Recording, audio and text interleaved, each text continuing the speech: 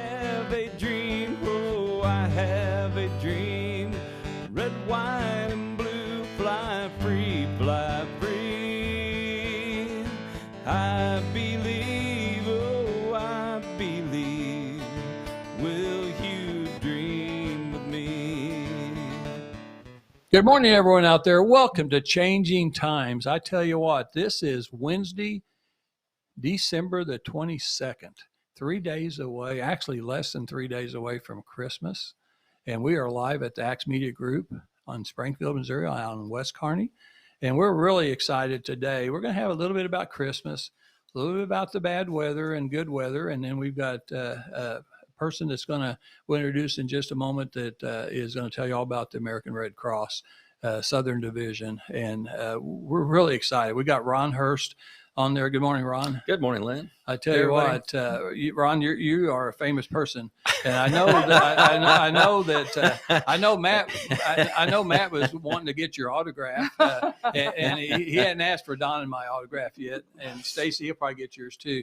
But you know, I tell you what, we've had some great people on, guests on, and that's what's made our show. Is we started in week number 1 on human trafficking.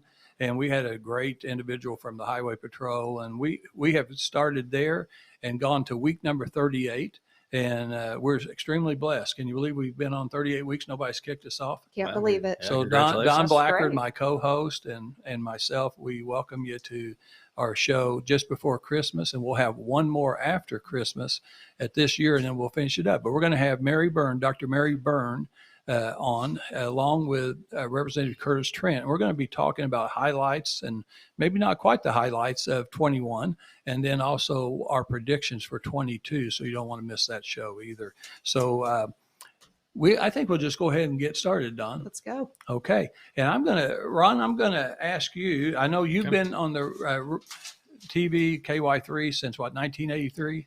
Well, I came to Springfield to do KSPR. I was actually the original meteorologist for KSPR back in. I was here, before they signed on, back when they were down on South Glenstone. So yeah, 86. KSPR to 91, and then I've been at Ky3 since July of 93. 93. Okay, so well, I've known you a long time. And yeah. So you are the chief meteorologist at Ky3. That's what they say. Well, so that means so that probably means that you get to sub for people when they're not there. I mean, well, I think that being a good leader, means taking your turn. And I'm not really one to dictate and say you do this and you do that and everything. I mean. So I try to keep the morale up in the staff. And so I have a policy that we rotate Christmas. So I don't get every Christmas off. So, right. Every other year, somebody else gets to choose their choices first. So, I think that's what being a good leader is all about. But yeah, if somebody can't make it, I step in and take care of it. I let other people get off before I take time off. So yeah, that's what being a good leader means. Well, I tell you, you're exactly right. I know Stacy, a while ago when we were just talking before the show started, she was saying executive director, and then she says, yeah, and I do a little bit of everything, trash and right. everything. Absolutely. When I had my family pharmacies, I always wanted the store vacuumed at least once a day, but like to have it twice a day. And sometimes my employees would get busy and maybe forget to do it. And so I'd get the vacuum out and I'd start vacuuming. I was hoping that someone would take the cue and take the vacuum from you. Yeah, and tag me just like a wrestling match, and then they take over. Right. Sometimes they did, and sometimes they didn't. But I think all leaders need to set an example. Well, and I do, and the other thing too, and I think you mentioned that is that I think that also you can kind of see who the leaders are by what they did when they were younger. Yeah. Did you get out and did you do hard manual labor? I did construction, I did, janitorial work and those kind of things, and sure. cut lawns and painted houses. And, and I think that those are the kind of kids that are growing up that do those kind of things, as opposed to say, yeah, what do you got for me lately? Right. Those are the ones that are going to be our future leaders. So sure. I am, I encourage all the young people out there to, take the first step and learn and do something. Yeah. Well, I always tell kids, I go around to schools and do a lot of talks about vocation opportunities. And I always tell kids to watch their friends' parents, and see what professions they do and how they interact with life, and are they happy, successful, things like that. And you can kind of pick and choose what you think you want to be. And I think that's a good way to do it. Well, let's talk about weather. So we've had some pretty unusual December days, haven't we? Well, it has been warmer. I mean, I did some calculations last night. So, if the month were to have ended yesterday, we would be an average temperature of 47.7. So what that means, take all the highs and lows and add them up and divide by X, and that's what you get. Turns out that it's so far the second warmest December on record. Wow. 1899 would be the warmest on record, and that was like 52 something.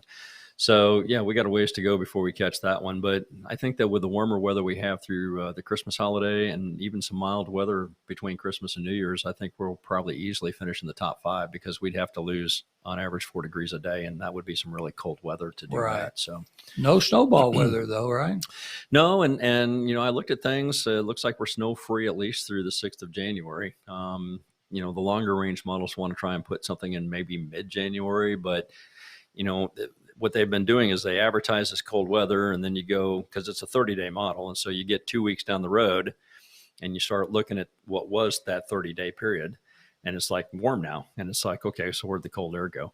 There's a bunch of it up there. I mean, there's a huge batch that's coming over the Bering Sea into western Alaska right now, so we'll see whether or not that makes it down. But so far it's not staying up in Canada. Well, so one of the things I wanted to make sure I found time to talk to you about, because I have a lot of people that we all talk about the weather. It seems like you get to be my age. I'm the old guy in the room. And so, we all talk about the weather. That's the first thing you talk about at any event, is you kind of talk about the weather. Well, we all have that in common. I mean, we all have to live. Weather is the one topic that affects everything we do. Right. And people don't realize that. I mean, it affects, even the Red Cross. Where are you going to go for safety? How are you going to keep your people safe? The fires and things like that. How do they burn? Family pharmacy, or people are going to come pick up their prescriptions. Right. And so, and it has a huge impact on manufacturing, the temperatures for certain chemicals and products, transportation. So, weather affects everybody every day. And so it's a common topic to talk about. Well, February is usually one of the coldest months. I know for commissioners, we've got to be up in Columbia, Missouri, February 9th through the 11th at mandatory training. And that's usually a cold time. So I'm hoping you'll have no ice, no ice and snow on February 9th, 11th. Let me write that down. What day was that again? February 9th. February 9th through the 11th. Because I really appreciate that. Because I know how cold that wind is in Jefferson City going across that river and to the Capitol. I know what that's like. And then, of course, you don't have garages up there. You have your garage at your home, and your car is always warm when you get out. It's not so up there in Jefferson City at the hotel.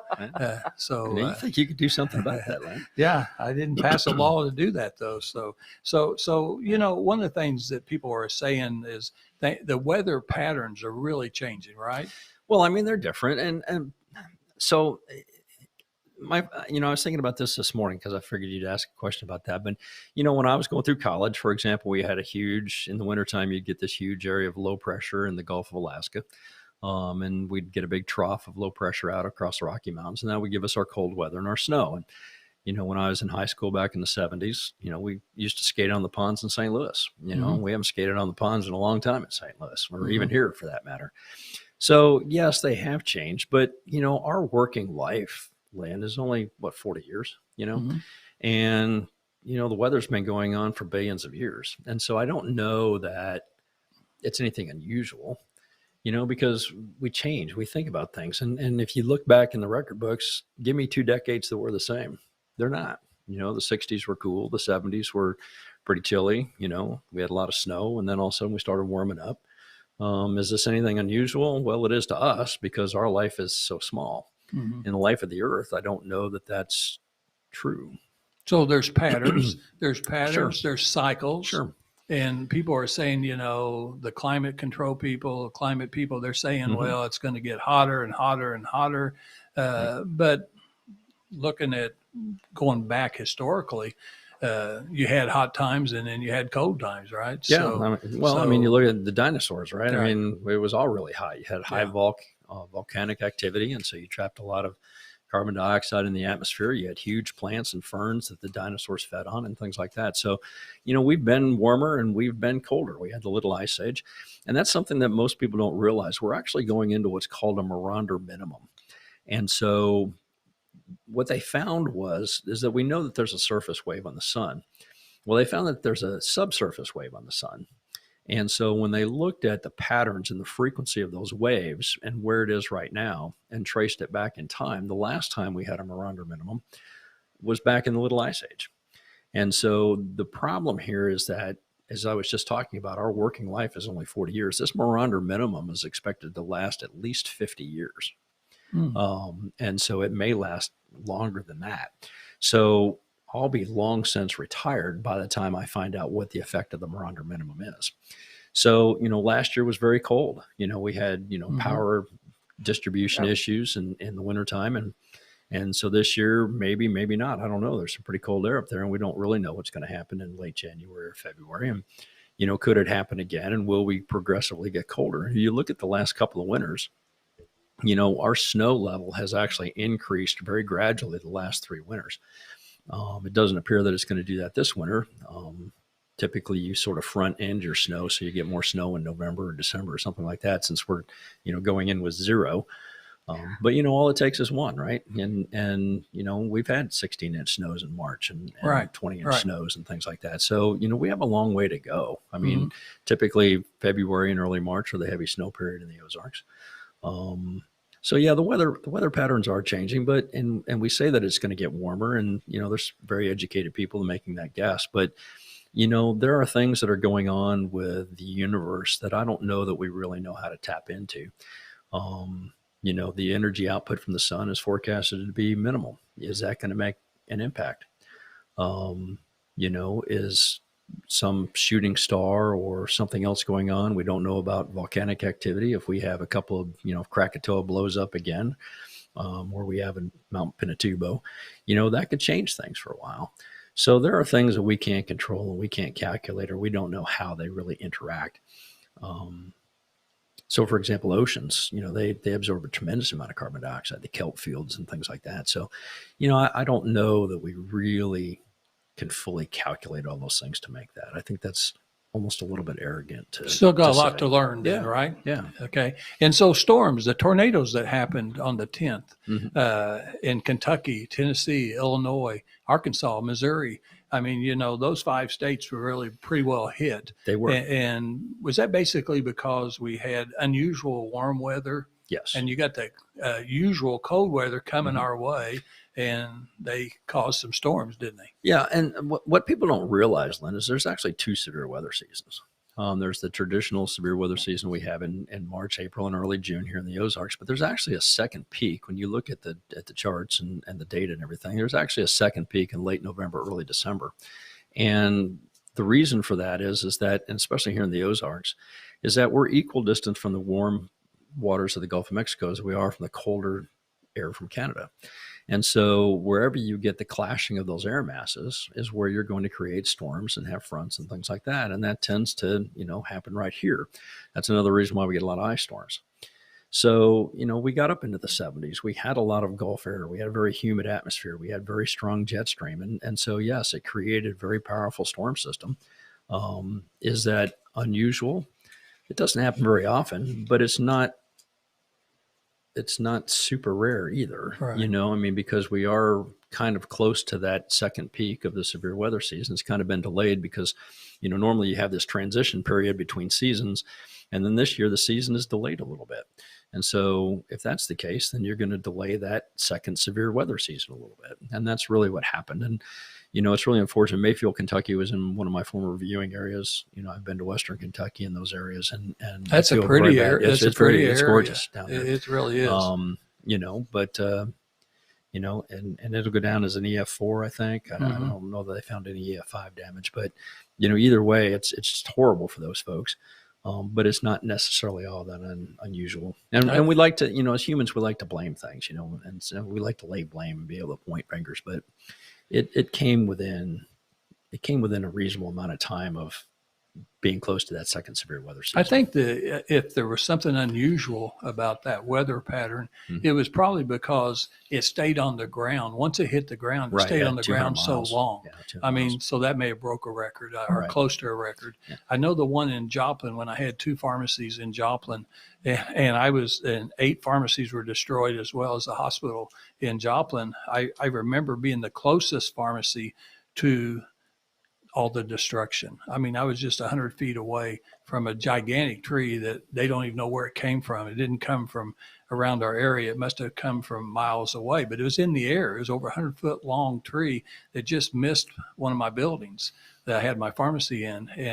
And that tornado did a lot of damage because it stayed on the ground a long time in Joplin. It once it hit, it stayed there a long time. Yeah, I mean, those are interesting. So the Battlefield, Pierce City tornado, the Joplin tornado was all actually mergers of 2 storms. And so you have to think of thunderstorms as a big bubble of air. And like if you were to take soap bubbles and go outside and blow bubbles in the air, 2 bubbles could stick together, right? Well, thunderstorms can do that. And thunderstorms merged. And what happened was that day in Joplin, there were about 5 tornadic thunderstorms all in the same vicinity.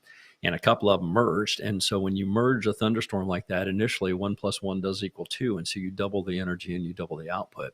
And that's what happened. We doubled the energy, and we created a horrific event.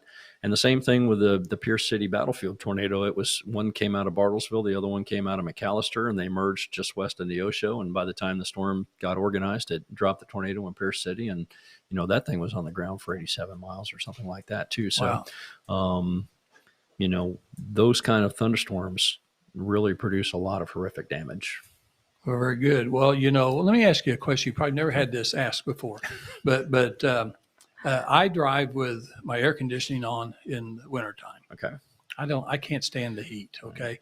And my wife, we go to lunch, I'm driving. and my wife has the heat on at the highest level. Right. So we got dual heat and cool. Uh-huh. Okay. I have always told her if that cold and that hot merges, it could cause a tornado. It could cause a storm. Could. And I could open up my sunroof and that tornado would vent right would through it go there. up through there? It would vent right through there. Yeah.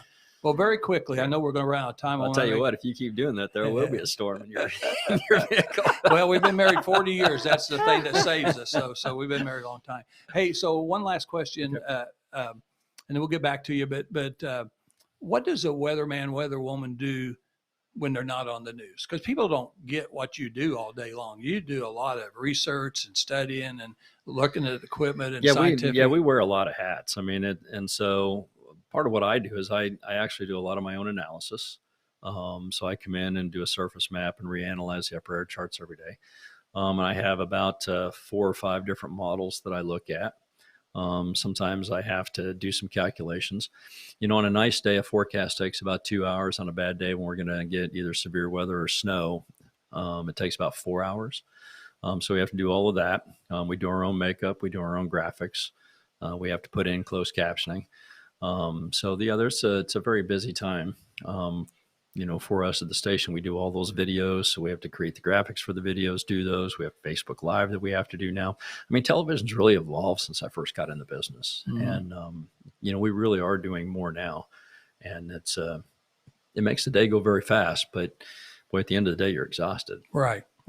Well, you do a great job. Ky3 and every man, woman that works on the weather department do a great job, and the newscast too. I mean, it's a show I start every morning watching at 6:00, and it's a show I end every night at I hate to say 9 o'clock because I'm the old guy that watches the news, but sometimes I watch the 10 o'clock news. But hey, thanks very much. Well, we're going to take time to do our sponsors, and then we'll get together with Stacy Burke, Executive Director of the Southern Division American Red Cross. So our 2 sponsors that we have that we're extremely proud of is Brad Pistow. He's a certified fiduciary financial planner right in Ozark, Missouri.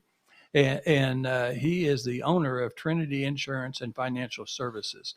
And I actually use Brad Pistow. And the story is I was in Orlando. Jan and I have a place there, a condo there, and we were there last year.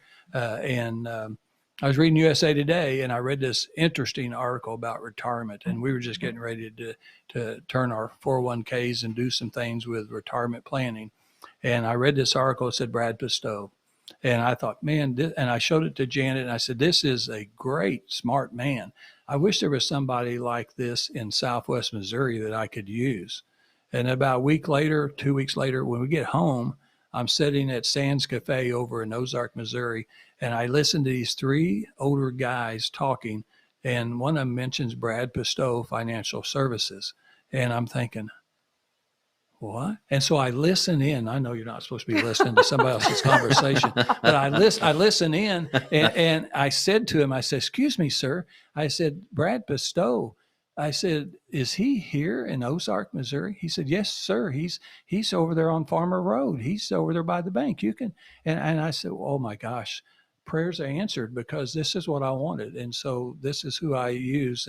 And so you can get today, if you'll call in 417-581-9222, they will send you, Lisa will answer the phone, and they will send you a free book called Safe Money Matters.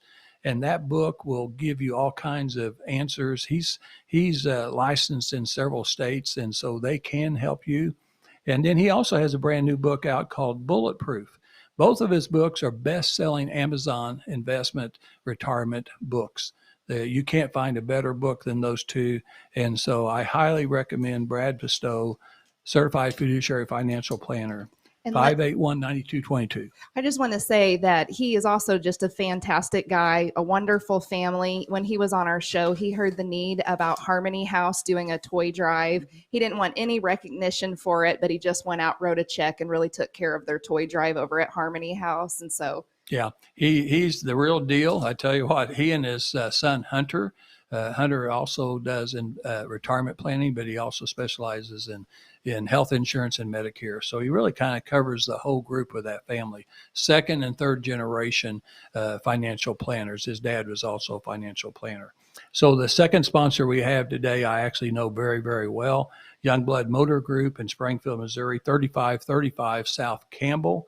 And their phone number is 417-882-3838. 43 years, one of the longest family-owned car dealerships in Southwest Missouri. I think there may be only one other that may be as old as that. So 43 years, family-owned.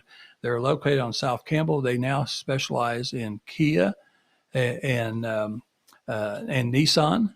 And, the last two cars I bought from John Youngblood, actually I had John Youngblood's car that his wife was driving. And then I bought a new car a year ago from the Youngblood Motor Group. So I highly recommend them. They are the guys that you can actually call online. You don't even have to go see the dealer.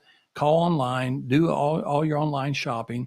You can even trade your car. You can do everything. They'll deliver a car to your driveway. You can keep it 72 hours. 72 hours. You can kick the tires. You put your wife where she belongs. You can put the kids where they belong, put the dog where they belong, put the luggage in the back. You can do all these things, drive around the block, do what you want to do, and then either buy the car or tell them that, no, I need a bigger car or whatever, and they'll still work with you. So I don't think there's any other car dealer doing that. I think it's extremely unusual, but that's the kind of guy that John Whittaker and John Youngblood is. And so I personally know them. I highly recommend them, and they sell new and used cars. So that's our two sponsors. We'll have some more sponsors this next year as we're working on some more new sponsors. So we're going to go get back to the real show again. So Stacy Burks, how are you doing? I'm doing well. Well, you are the executive director of the Southern Division of the American Red Cross. American Red Cross of Southern Missouri chapter. Southern Missouri chapter. Uh-huh. Okay, well, very good. So that means all of Southwest Missouri, right? It is all of Southwest and about half of South Central Missouri. South Central. Okay, great. Good deal. Well, so you've been pretty busy right now at this time of year too, haven't you? The American Red Cross has been very busy, especially the last almost 2 weeks, responding to the severe weather that we were just talking about. It's been a busy time as a portion of the Missouri and Arkansas region. Our volunteers pool together to respond to those, and so we have volunteers who have responded to Defiance, Missouri, up by St. Louis, Southeast Missouri, as well as Northeast Arkansas, and then we've actually sent a few volunteers over into Kentucky. Yeah. So you've been helping with all these storms that Ron was talking about on December 10th, prior to that and after that. I mean, so you guys are always out there too, right? We are. While, the American Red Cross isn't a building, we're people. We're volunteers. Over 90% of our workforce are volunteers each and every day. Many of those just respond from their homes. So you may have somebody that helps with the Red Cross living right next to you and you don't even know it. With all that devastation that went on in Kentucky and some of the areas. So do you guys stay in constant control with them and contact with them? And I mean, you don't just go one time and drop things. I mean, you're always trying to help them recover, right? We do. The American Red Cross doesn't deploy on its own. There's a process for all emergency management. And so we're called in when these types of disasters happen by the emergency management directors, either at the local or the state level. And we're activated at that point.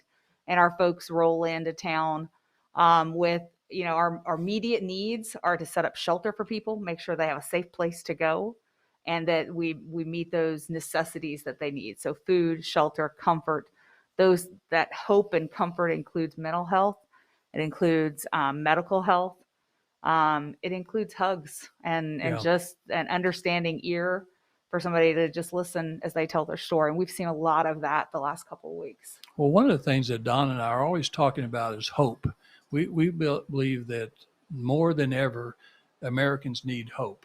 And so we've had so many great guests on that talk about hope and what they're doing to provide hope. And you guys are certainly doing that. And so, one of the things that she always says, Don always says, is being the change. She always wants people to be the change. Obviously, it's the positive change. And I always talk about people being the difference maker, being the difference maker. Ron, you're a difference maker. You're a difference maker, Stacy. There are so many difference makers. And, we are being seen right now in those 5 states that we mentioned where the tornadoes were hit. We've got people watching in those states. We have people watching all over the country right now today. We have people all over the world. We have people from Pakistan and Panama and other countries that are sending us emails and things like that. We have people everywhere. And so we want people, especially at Christmas time, if you understand the real meaning of Christmas, that there is hope, and that we have people like Ron and Stacy and other people that's providing hope and doing those great things. So we have about 450 people providing that hope out there. And, Fred Rogers, many of us will remember Fred Rogers used to be told by his mother to look for the helpers when you go out. And those helpers are always there, and they're there to deliver that hope and to provide assistance. And so, across the country, our hearts go out to those individuals who have been impacted by these storms, but we are there to help them gain a plan for recovery and slowly but surely start to put their pieces of their lives back together. But the Red Cross doesn't do this alone. No. There are other community organizations, government agencies, and those types of things that we bring together. In fact, just this week and late last week, we provided what we call multi-agency resource centers for those in Missouri and Arkansas, where they come into one location and they're able to meet with several agencies and government organizations and community organizations to start putting some of those pieces back together. Well, that works great. Now, we have a great, generous group of people in Southwest Missouri, and I know all over the country. And so, Stacy, what can people do right now at this time of year? And even after Christmas and after the first of the year, you're still going to need help. People need to help people 12 months a year, not just at Thanksgiving and Christmas. So what can people do to help? There's a few different things. Of course, financial is always a great opportunity. People think about things and giving gifts and things like that at this time of year, but unfortunately, we are not quite as able to get those things out to people. So financial is easier. It also allows those people who have lost everything to tailor their recovery to their needs. If I have 5 kids, it's not the same as an individual who may be older and only has 2 people. So financial is always a great opportunity. You can donate financially by going to redcross.org or calling 1-800-RED-CROSS. While we've got 450 people of our Red Cross volunteers on the ground and helping, those are people who are normally helping in their own communities and in their own areas. those people are not there to help with our home fires that we respond to each and every night, or the military resiliency workshops that we provide to veterans. And so we're always looking for volunteers to step up, provide leadership in our communities, provide leadership for the organization. And I guarantee you, whatever you specialize in life or whatever you aspire to do, we've got an opportunity for you to do that. Even weather, we've got an area with information and planning that when we have disasters like this, those people come on and they talk to our crews and they tell us what to expect in the coming days for the weather and how to do that. That would be important. So, yeah. And then last but not least, let's not forget blood. We're in a Right. historic low in terms of supply for the Red Cross blood supply, and our nation's blood supply is in other types of emergency situations right now. And so if you have the opportunity, it's always a great idea to go out and donate blood. Well, it's been kind of hard to collect blood during COVID this last 2 years because you've had to cancel a lot of different blood drives. You don't have groups together and things like that. So anyone that is able-bodied, that's healthy enough to give blood, donate blood, that would be a great thing to do. So American Red Cross does that. Other agencies collect blood and help people. And blood is the sustaining life that we have to have. And so you're saving somebody's life and preserving somebody's life when you give blood. So what a great thing. I think, Dawn, you've got some good questions too that you wanted to ask. Yeah. So other than the major disasters, I understand that the Red Cross responds to the home fires. So Yep. Can you tell us what's involved with that? Absolutely. And that's something that unless you've had a home fire, you may not be familiar with, or unless you're on a fire department. So here in Southern Missouri, about almost 8 times a week, we respond to home fires. Across the nation, it's about every 8 seconds the Red Cross responds to a disaster, and the majority of those are home fires. So what happens is your fire departments are called to the scene, obviously 911, those types of things. When they get to a home and they realize that there's a family or an individual involved, they're going to call back to dispatch, and those dispatchers will be asked to send the Red Cross. And our folks will then be called. Generally, it's a volunteer or a team of volunteers will be called to either respond to the scene, or in COVID, we've actually created a virtual response ability through smartphones. And so we'll talk with those families, find out what their needs are, what they need assistance with, and actually provide them for financial assistance to get through the first few hours, few days of that response. From that, our caseworkers take over and they start to talk to the families about, what do you need?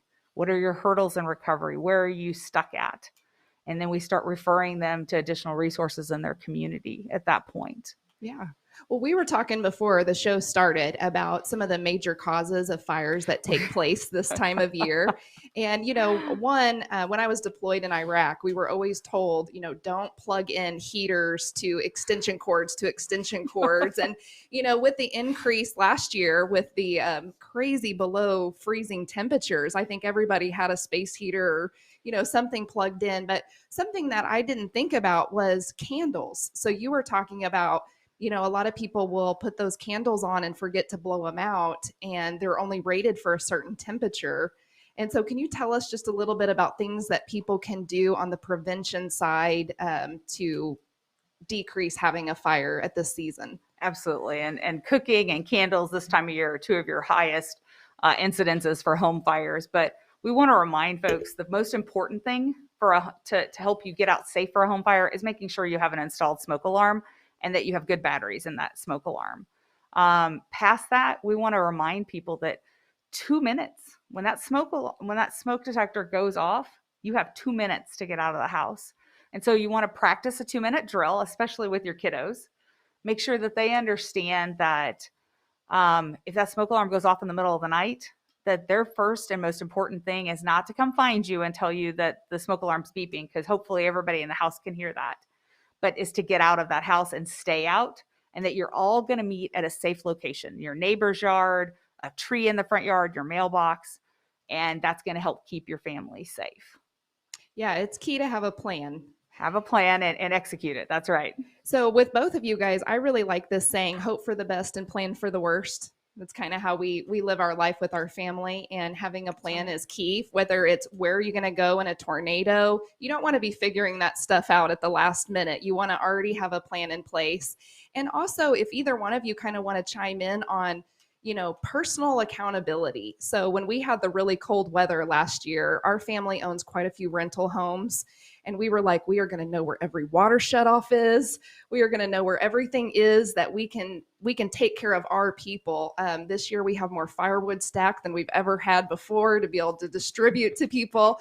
I even have to joke that if my family's watching, I don't want to ruin Christmas, but everybody's getting a sleeping bag this year, whether you want it or not. So can you guys just both kind of take a few minutes and tell people what can they do to have accountability with the changing weather, with fires, anything related to that? I think make a plan and make a go bag is what we talk about. Military has go bags when they're called up. Have a preparation bag. Have up to 3 days worth of food and water available and storage. For your kids, Red Cross has a fantastic program called our Pillowcase program we do for grades 3 through 5, where we teach them what to put in that go bag: a bottle of water, something to keep them busy, batteries, a weather radio, those types of things for severe weather, and then in a fire, just to make sure they know exactly how to get out of that house and have exactly 2 escape routes out of every single room. Ron? Yeah, I agree. In fact, we've actually used your website, because you do have a great list of things for storm preparedness and prevention, take care of yourself. I mean, there's certain things, and, if you're traveling in the wintertime, you want to have a safety kit in your car, so you don't get stuck on the side of the road and not have any food or water. Same thing with your house. Do you have a storm safety kit with, as you said, weather radio in there, extra batteries, clothing? Yep.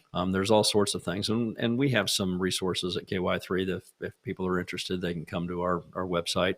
I actually have a coloring book for kids that actually lists it on the back. So we distribute that to grades kindergarten through 2nd grade. That's one of the things that we do. But I just think that staying aware and, looking at your surroundings and, do you have the KY3 Weather App? Do you have the American Red Cross Weather App? And there's lots of great resources and stuff that are there to alert you to changing times. I mean, we're so busy in our lives that we forget that, we do have to have a plan. We've got Christmas coming up and everybody's attention is diverted to that. But if we were to have a snow or ice storm, all of a sudden then you'd have to change gears. And so just make sure that you kind of check in every now and then with that weather app or on TV or on the radio, or look around at your surroundings for fire prevention. Don't stack everything up against the outlet, and don't, That's right. put a bunch of presents on top of that extension cord or, in front of the space heater and things like that. So, kind of look around and do take personal responsibility, because it really is up to each and every one of us to keep ourselves and our families safe, no matter what the situation. Yeah. Those are good ideas. And hey, Ron, so I've got your weather app, but how do people get your KY3 weather app? There's people out there that don't know. Oh, well, you just go to whatever app store, whether you have, whether or not you're on the iPhone or whether or not you have the Android, just go and you just Google KY3 First Alert Weather. And then it's free. And then you just hit the download button and put in your password, and, it should send it down to the phone. Make sure that when you click on it, you make sure your location is follow me. Well, the one good thing about the weather app these days is that it'll follow you around the country. So when I went to Florida, if there was a lightning warning, I was on the beach, it would give me that information so that I could get off the beach, because lightning is a big killer on Florida beaches. So, it will follow you around the country. It will also come up with the current temperature wherever you are, and it'll give you the local forecast wherever you are. So it's not just for the Ozarks. It will follow you across the country, and it will give you the warnings for wherever you're traveling. And that's a really big issue, because, in the past, Lynn, people would drive into an area and they wouldn't know that they were driving into a storm or driving into a flood or driving into a blizzard. And now we have the technology to be able to alert people when they're traveling across the country. Well, that's a good point. And the reason why I ask you, because I couldn't tell you how to get up, because my wife did it for me. Okay. So I'm the computer dummy. So I'm the IT dummy, but no, so you're right. Exactly. Because when we were in Florida last year at this time, it tells you what's going on in Florida too. So you're exactly right. So it's a great thing to have.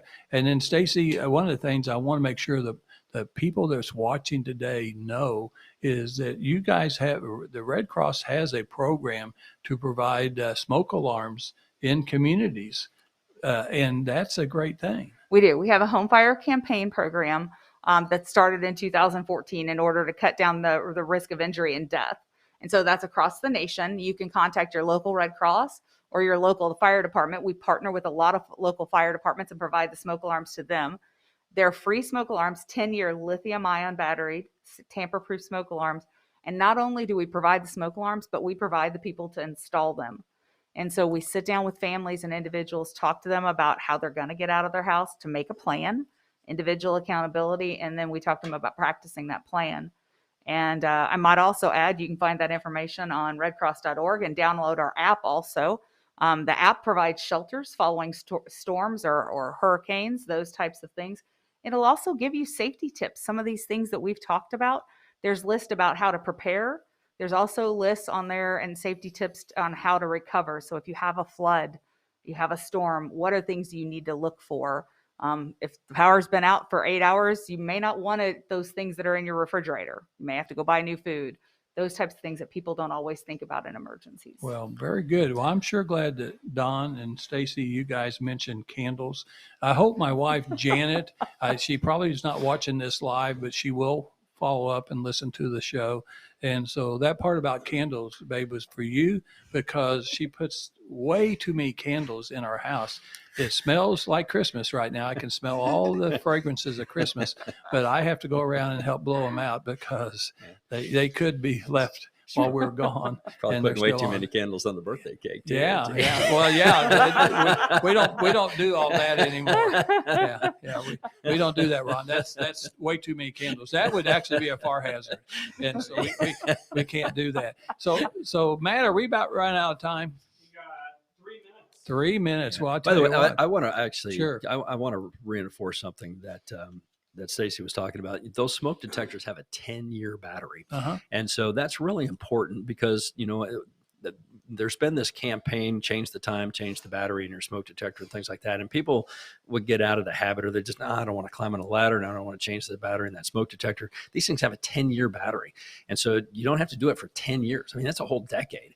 And so that's really important to get a smoke detector like that, just so that you don't have to continue to mess with it. It's going to be there. It's going to work for you, and it's going to be there for 10 years. And that's important. Well, that's amazing. And I'll also tell you, for our folks out there who might have disabilities or issues where they can't hear those high-pitched smoke alarms, the Red Cross will also provide what we call bed shaker alarms for those who may be hard of hearing. And that's so great. That's good. They'll alert folks similarly to those types of emergencies. And while the Red Cross doesn't provide them, in case you happen to have somebody who likes to cook but doesn't necessarily watch the timer, we'll also make sure that folks know that there are what we call rate overrun smoke alarms out there that will alert you in a kitchen area that doesn't necessarily pick up the smoke, but picks up the increase in heat too. All right. And those are important. All right. Well, anybody want to anything for Christmas? Do you want to make a comment? Well, Don? just one more thing that Stacy and Yeah. I were talking about, when you're talking to younger kids, sometimes they don't realize when you're teaching them cooking that oil and water don't mix when Yeah. there's a fire. And I like to show younger kids, the reaction that can happen. And Stacy brought up a great point. It is a must-have to have a fire extinguisher in the kitchen. So if you think of someone and you think, I don't know what to get them, maybe just give them a fire extinguisher. Two's better than one. And if not, they can re-gift it. So a lot of people do the re-gifting. And last thing for Christmas, it's better to give than receive. And anyone can give blood that qualifies. And so if you haven't given blood in a long time, this is your chance to step up, and maybe not right now during the Christmas season, but anytime they are receiving blood. But right now there is a critical need for blood. So if you can give blood, please do. Yeah, we can manufacture a lot of things, but we can't manufacture blood. Very good. Well, I tell you what, Don, you and I, and actually a good friend of mine, Crystal Thompson from Sparta, we are going to all be at Lift Up Clinic. Dr. Tricia Durgis's Lift Up Clinic on Kearney Street 25. It's actually 2005 East Kearney, just off Glenstone. A free meal. We'll probably give out 300 to 400. We gave out 400 meals last Christmas. We'll be there. Everyone have a Merry Christmas. Free under God, not tyranny.